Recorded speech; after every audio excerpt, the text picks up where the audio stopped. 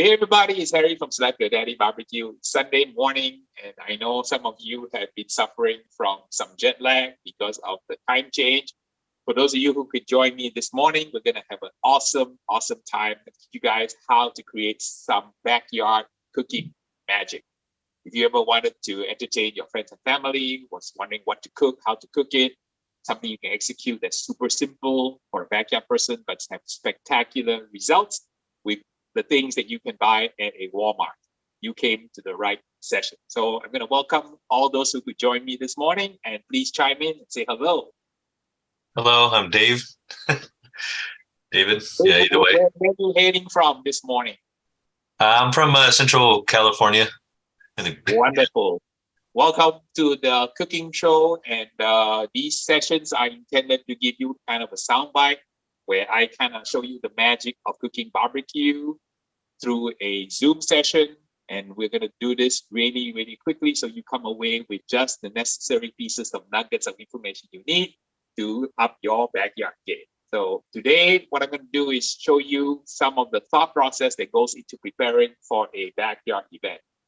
And if you are planning for a party, besides the normal things like where you're going to cook it, what equipment you're going to cook it on, number of people coming, the preference of the guests, whether they're men, women, children, you're cooking for the USMC, you need to first of all ask the first question about cooking for a party, an event, wedding, bar mitzvah, birthday party, is what is the objective of the cook and how much meat are you going to need?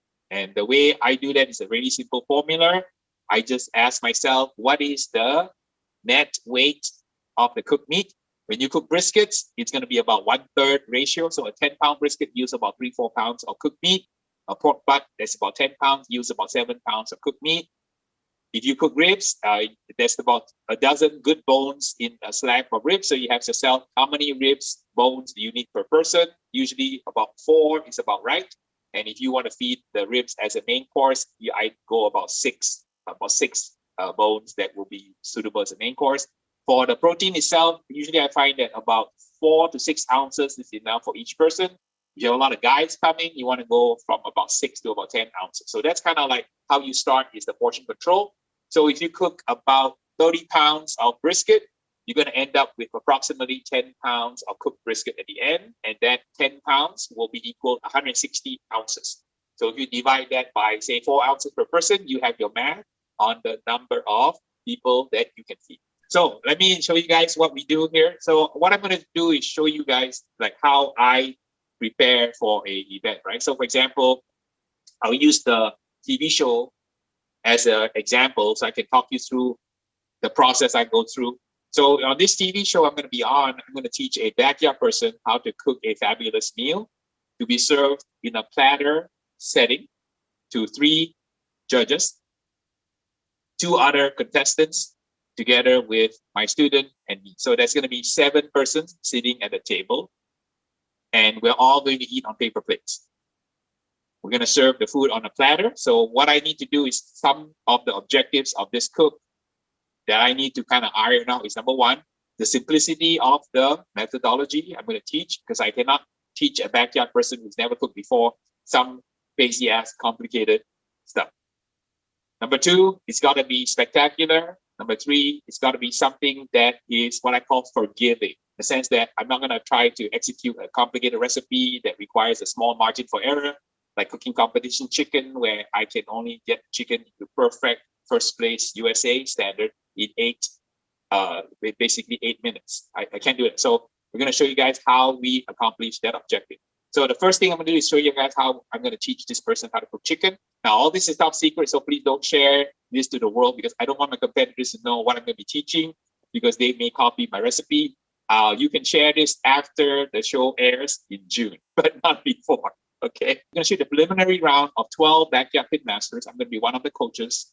I'm going to be one of the 12 coaches. The 12 will become 6 in the semifinals, and the 6 will become 3, and 3 make it to the finals. We will be shot live in Nashville in June. So that's kind of the gig I signed up for.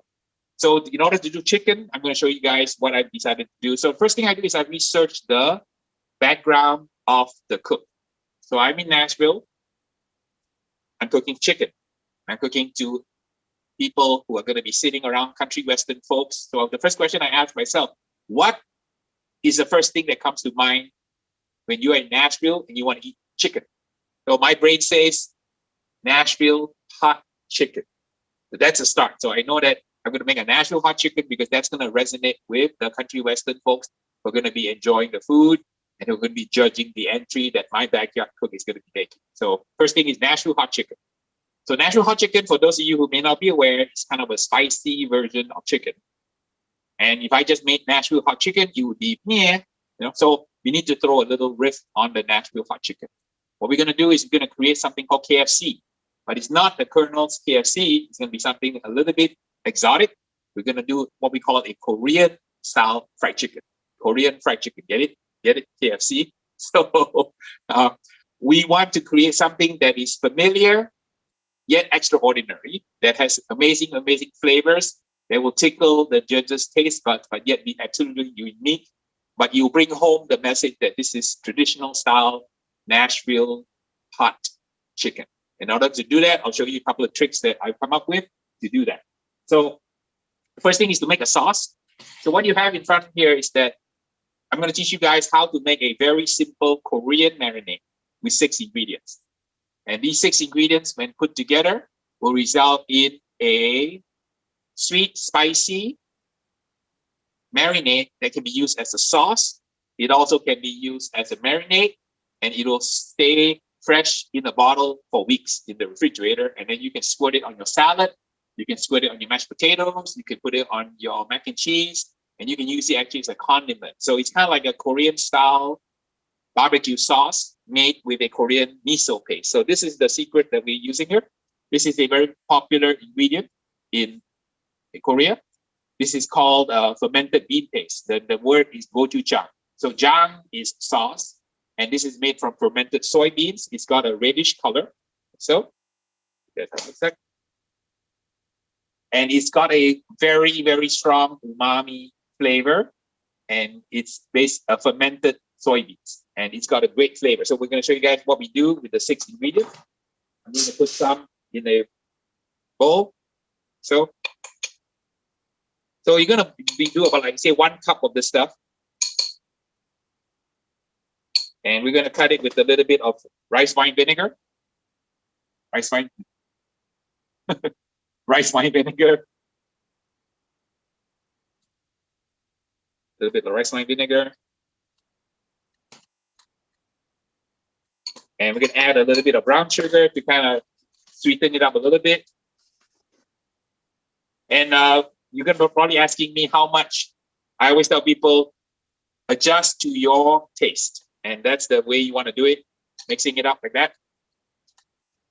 And you want to kind of stir it a little bit so that the brown sugar dissolves into the red bean paste. So that was the second ingredient, just a touch of soy sauce for flavor. Drizzle of soy sauce.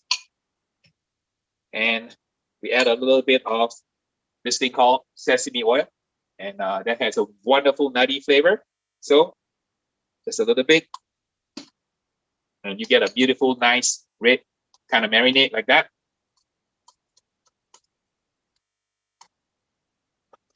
And of course, this is Korean style cooking. You need lots and lots of my favorite ingredient, fresh garlic.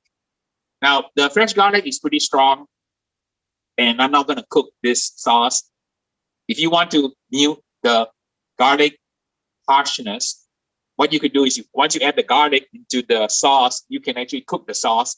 And what happens, the heat will dissipate some of the onion pungentness. But I enjoy that raw garlic flavor, so I'm going to add it right here, raw. So we're going to add about probably 1 tablespoon, more if you like more garlic. So, and kind of mix it up.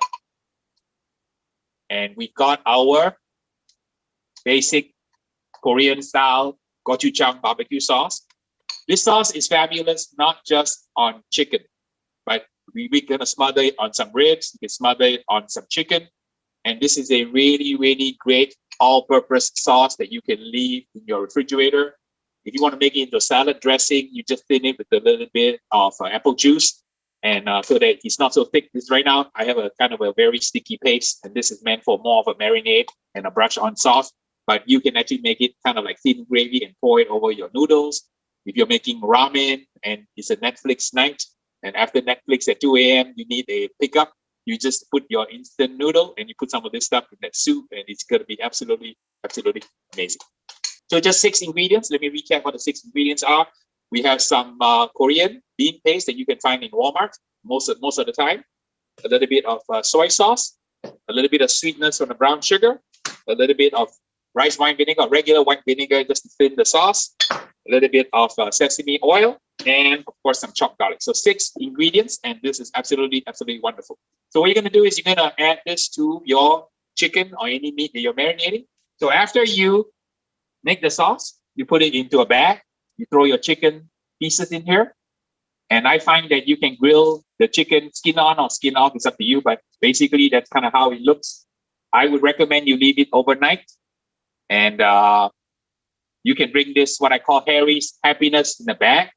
You can bring that to a campsite, you can bring it to a tailgate, you can bring it to a potluck and cook it on site, and it's going to be absolutely, absolutely amazing. And I'll show you how the finished result looks in a moment.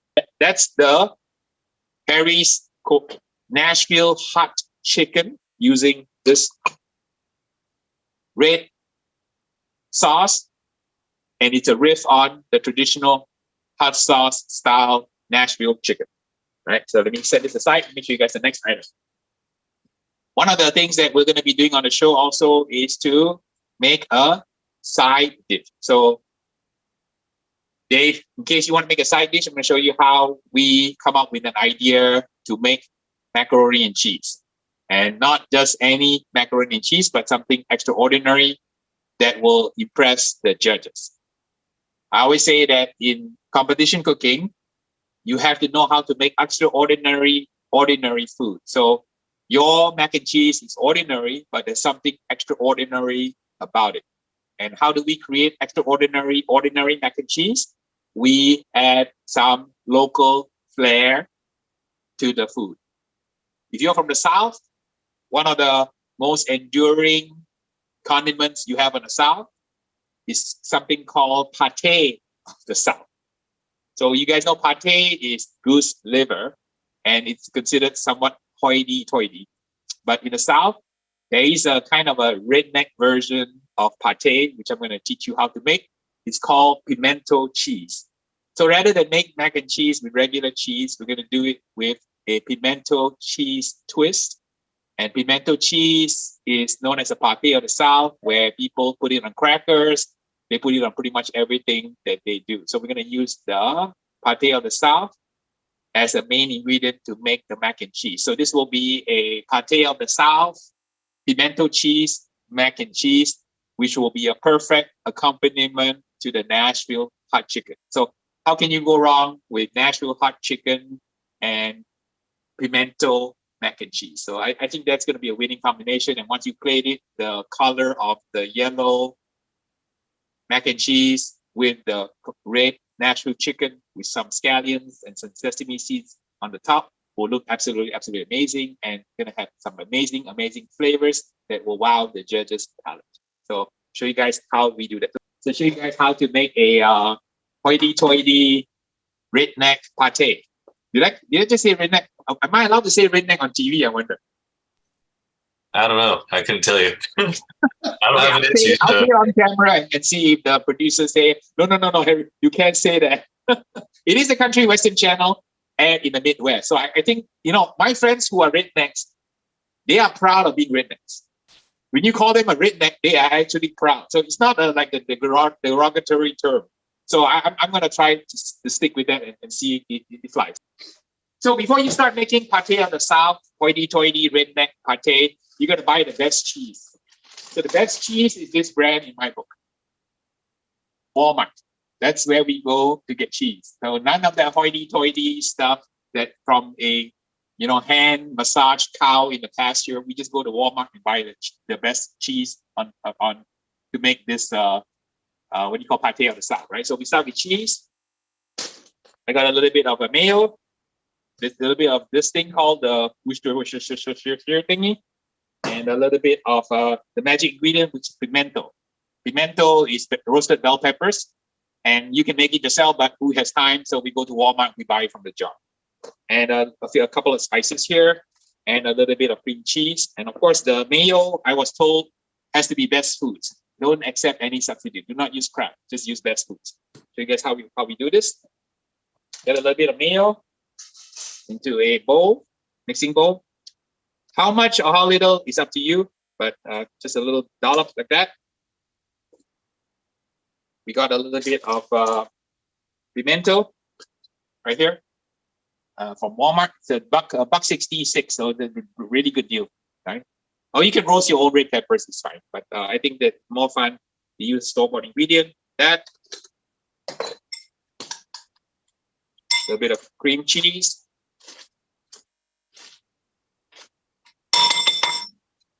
Maybe about half a block of cream cheese. More if you like cream cheese. Mash it up. Just a touch of Worcestershire. How do you say this, Dave? How do you say this? I say it how you say it. Worcestershire. Of course, you know that. Let me digress with a little quick story here. So you know that this is a British condiment. He came from England, so it's not an American condiment. Even though the one I have, I don't know if the camera can see this, is made in Philadelphia. So just a quick story, Dave. I was teaching a class in London, and I brought my Worcestershire with me on the plane. And my students took one look at it, and they looked at where it's made, and they threw my bottle in the trash. They said, never come to London and bring your stinking Worcestershire made in Philadelphia. Okay. So one of the students ran out to Tesco, and they bought me the real thing. And the real Worcestershire sauce tastes different than ours. You can buy that British-made Worcestershire authentic sauce in America, and then when you taste it, you'll notice it tastes different. By way of background, this was an accident.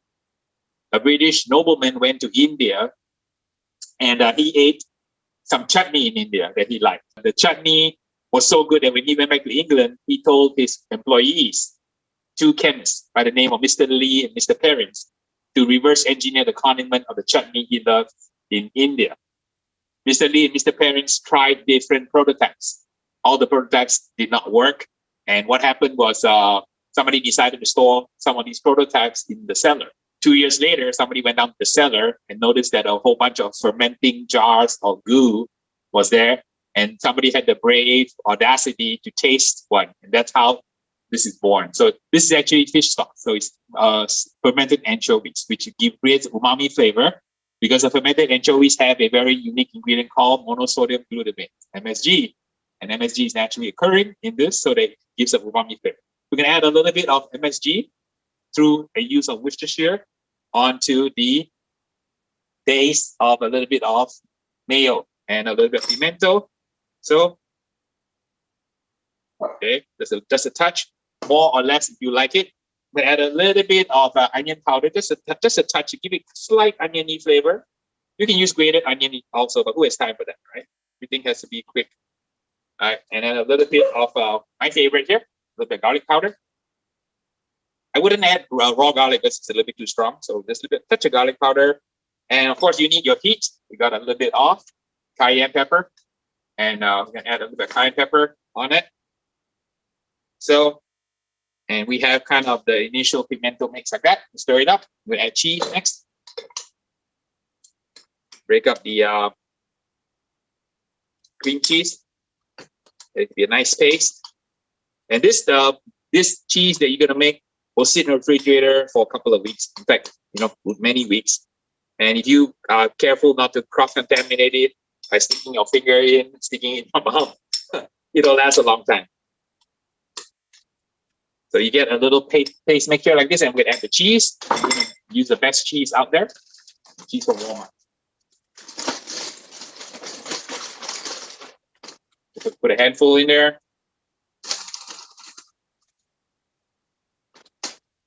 Stir it up.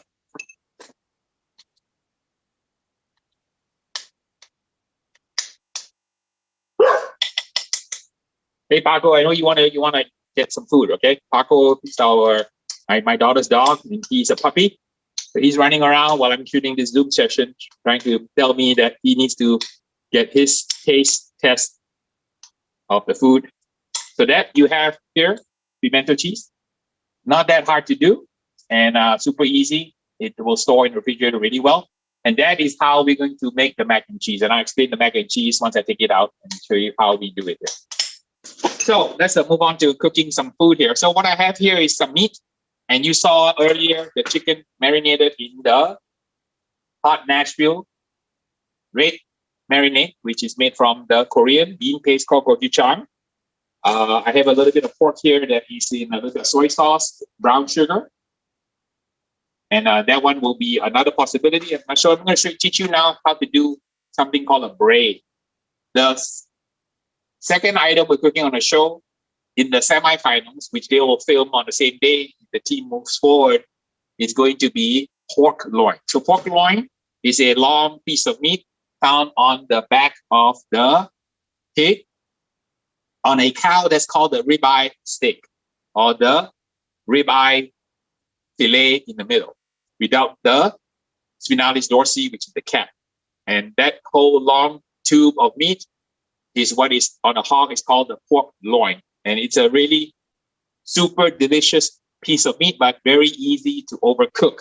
And you normally want to cook a pork loin to about 140 degrees and stop. Let the residual heat it up to about 145, and then serve it nice and medium, well done.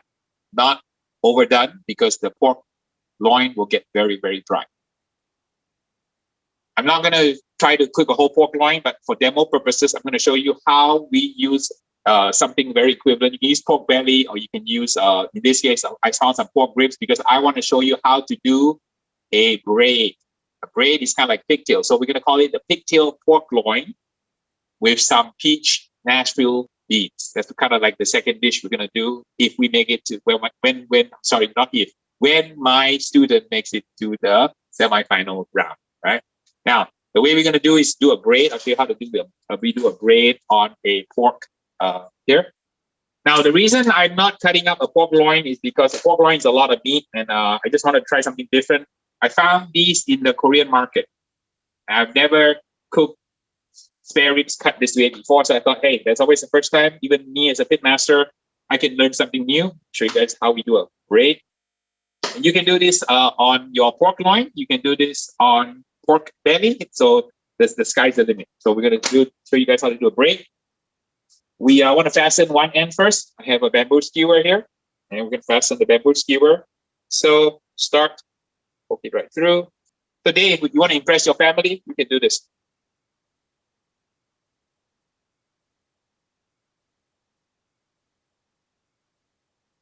Okay, like that. Start like that. So for those of you who do not know how to do a braid, let me show you how to do a braid. So is it lefty, righty, loosey, or something like that? So, all right. So I don't know if the camera can see this. Can you see this? Let me do it this way. All right, here we go. All right. So we start off with 3 strands like that, right? I have 2 puppies underneath me, Taco and Beans. Food is not yet ready, so you gotta wait. Okay, they're all looking at me like longing eyes and wondering why is there no food? Okay, all right. So we have the braid like that. So first thing, this one goes over here like that, right? Then this one goes over like that. This one goes over like that.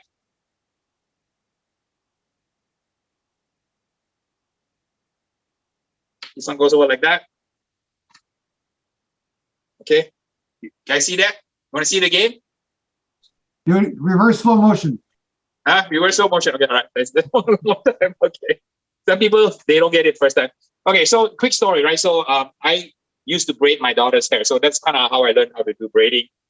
For those of you who know me, you guys know my story. It's a little sad story, but I'm going to just kind of update you guys. I lost my wife to cancer when my kids were 3 years old and 5 years old. So I raised my daughter and my son myself. So one of the things I learned as a single dad is how to braid my daughter's hair. So there you go. One more time. Action replay. Ready? Everybody ready? Okay, let's do it. So 3 like this, right? 1 over like this. 1 over like that.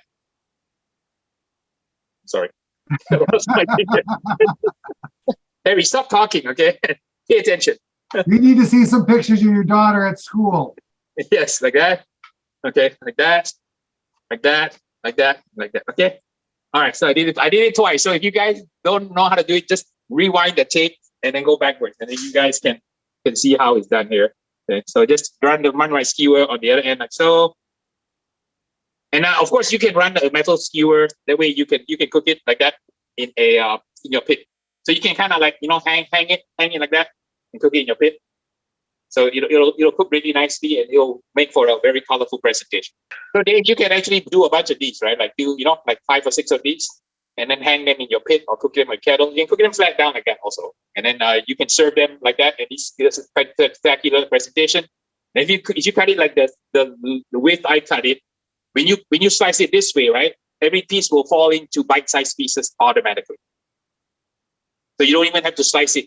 On a pork loin, it's usually hard to slice. So what I find in a group setting, if you do this with pork loin, when you slice it after it's cooked like this, right? It's gonna all fall into small pieces that people can pick up the tops, buffet style. So many advantages to using this braided technique. I call it the pigtail pork loin.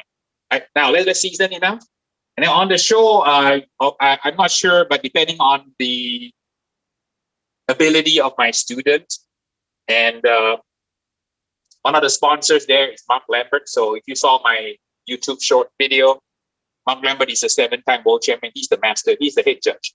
So in order to impress him, I may, depending on the ability of my student, have my student inject the pork loin with a pork injection made by the head judge. So hint, hint, wink, wink, trying to curry flavor with the head judge, right? So this one, I'm just going to put my rub on it. I'm going to get a little bit of my peach rub here.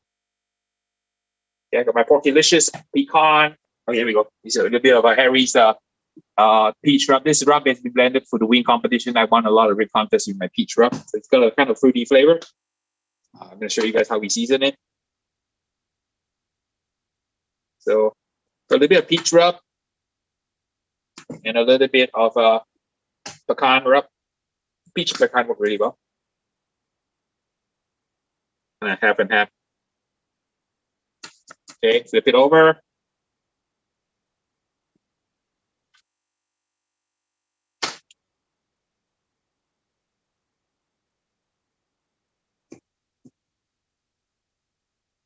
So, all right, that's the ribs ready to go. I've done it with ribs, but you can do it with a pork belly.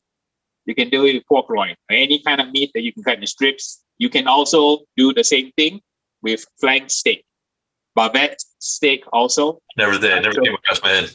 Yeah, so if you want for your party, you should do a couple of these as a news item so that your guests will be wowed by your skill, and you don't have to tell them who taught you how to do it. Okay, all right, let's move on and show you guys how the cooked meat looks like. So here's the mac and cheese made with the pimento mac and cheese. So it's a regular mac and cheese, but has their specialty with the pate of the South, pimento cheese. So it adds an extra luxurious layer of flavor. The difference between this mac and cheese and regular mac and cheese is I cooked it redneck style. That means I did not make the white sauce. The white sauce, for those of you hoity-toity cooks out there, is a bechamel sauce. A bechamel sauce is made by cooking down flour with butter into what we call a roux, and then adding milk to create a white roux-based sauce, which is called bechamel. We did it the redneck way, which we just heated up heavy cream. We added the cheese to it. I also added a little bit of mayo and a little bit of the Walmart chives and onion cheese, and that gives this mac and cheese a unique flavor. When you do mac and cheese, one of the things that you will encounter when you melt store-bought cheese, which looks like this, is that this is not really suitable for melting because it'll come apart. But I fixed that with a molecular gastronomy trick. And the trick involves using this white powder. This white powder is called, so you can see it? Citric acid. So what happens is when you have fat and protein and water, and you heat the cheese separates. So whenever you go to a ballpark and you enjoy that nacho cheese, and you wonder how that nacho cheese stays together and it doesn't separate into the oil and the solids like you get when you are at home cooking, is that we're going to apply a little bit of molecular gastronomy. So what you do is you sprinkle some citric acid onto the cheese mixture. That causes the protein strands and the fat to bind, resulting in a very smooth sauce that rivals the nacho cheese sauce. If you don't do that, then your fat and your protein will separate with the solids, and the cheese is going to look crappy and it won't look as smooth as what I have here. Now, the normal salt that people use is called sodium citrate, and all it is this citric acid comes from lime. So I prefer to use the citric acid from the limes because the citric acid gives my mac and cheese a slight acidity, which I think is highly desirable. The citric acid tanginess cuts some of the greasiness of the foods that you eat if you're serving mac and cheese. So that's my little molecular gastronomy secret. I always consider myself a lifelong student, so I will continue to learn to the day I die. And this trick really works well. You can take any cheap cheese. So people always say, oh, I don't use Walmart cheese. Pooey. You can go buy Walmart cheese, the cheapest cheese you can find, a little touch of citric acid, and voila, it becomes some fabulous, horrible nacho sauce that you can heat on the stove. 5 hours later, you come back, it's still completely nice and smooth. Okay, cool. All right, so that's that. Let me do some plating now. So that's the mac and cheese. I also did a test. I also decided to make a potato gratin with the same thing to see which one works better. And I tasted it with the potato gratin and mac and cheese. And I thought the mac and cheese was better because if I'm serving Nashville hot chicken, do I serve it Nashville hot chicken with potato gratin, or do I serve the Nashville hot chicken with mac and cheese? I think that it rolls off the tongue a lot easier. If I'm serving country western judges, I think that the mac and cheese sounds a lot better. Taste-wise, they're both very good, and they've got that characteristic rich, luxurious taste of cheese and cream and butter. So it's going to be really, really good either way. So that's the side dish we're going to plate for the chicken. And I have the chicken already cooked here. How it looks like. So the chicken is already cooked together with the pork. I'm going to show you guys how we plate. So a scoop of mac and cheese. Now I'm serving this in a platter. So obviously this will have to be served on a large platter. And I understand one of the sponsors is going to be large. So I'm going to be going online and looking at the large repertoire to see if the large makes a large platter. If they don't have a large platter, then I will go to a store like a Walmart in Nashville and buy a platter because I want it to be family style. So I think that if I stick to the spirit of the show, which is serve kind of like a meal at grandma's. So if you want to serve a family meal at grandma's, I expect that my food's going to come on a giant platter, piled high with food. And that's kind of the presentation that I would be looking for as a judge. And I've been a master judge at the World Food Championships. So I judge a lot of contests. So I kind of put my hat on as a judge and then figure out what is the best presentation for the show itself. I'm going to plate. So pretend this is a large platter, but I'm just having a plate here. Put the mac and cheese in the middle, like so.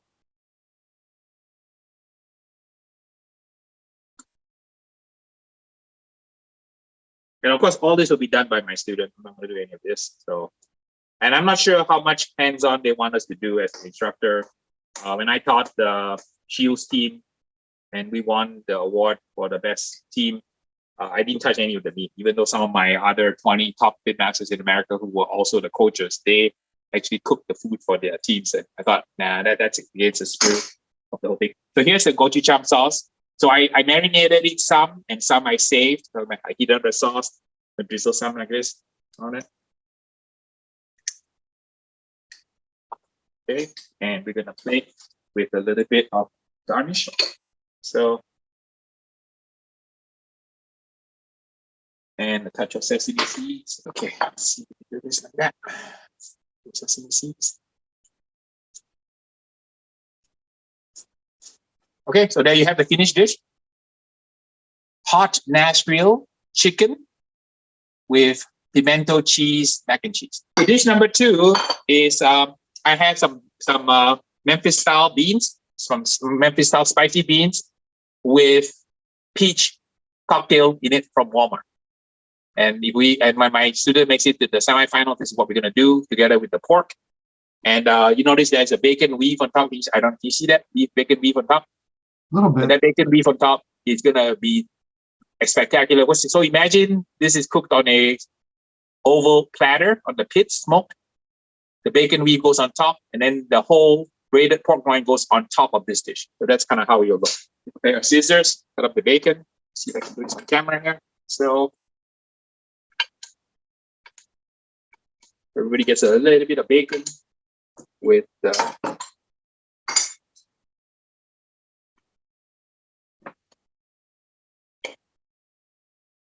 and you can see my peaches here.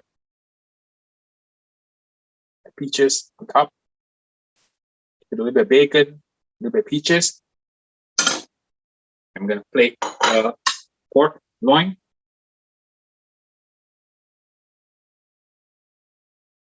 This is ribs, but you get the idea. Same idea, pork loin. Cheese. And a little bit of parsley on top. Okay, there you go. So this is called a pigtail pork loin with Memphis spicy bacon weave barbecue beans. It's a mouthful to say. Say that fast 5 times. Okay, so that is the second dish. I've shown you how the whole thought process starts from idea to ingredients to preparation to plating. And that's kind of the process I want you to take away from this class, is that you too can execute a beautiful party barbecue setting for your friends and family if you follow some of the basic rules I covered in this episode.